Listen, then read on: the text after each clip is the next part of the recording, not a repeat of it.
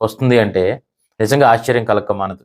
So విషయంలోకి వెళ్ళినట్టయితే బాబా వంగ అనే ఒక ఆవిడ ఆల్రెడీ ప్రిడిక్షన్స్ చెప్తూ ఉంటారు. బల్గేరియన్ ఆవిడ, బల్గేరియాకి సంబంధించినటువంటి ఆవిడ చాలా కాలం కిందటే మనకి ప్రిడిక్ట్ చేశారు. యాక్చువల్‌గా 2025 నవంబర్‌లో మనం ఏలియన్స్‌తో డైరెక్ట్‌గా కాంటాక్ట్ అవ్వబోతున్నాం అని చెప్పి.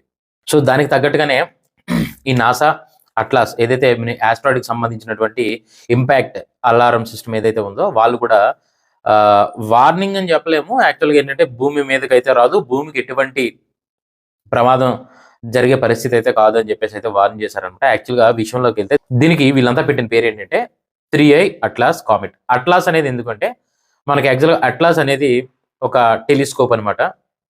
మనకి టెలిస్కోప్స్‌లో మనకేంటంటే కొన్ని ప్లేసెస్‌లో మన వరల్డ్‌లో ఆఫ్రికాలో గాని, నైజీరియా ఇటువంటి కొన్ని ప్లేసెస్‌లో అయితే జేమ్స్ వెబ్ టెలిస్కోప్ అని చెప్పి, ఈ అట్లాస్ టెలిస్కోప్స్ అని కొన్ని టెలిస్కోప్స్ అయితే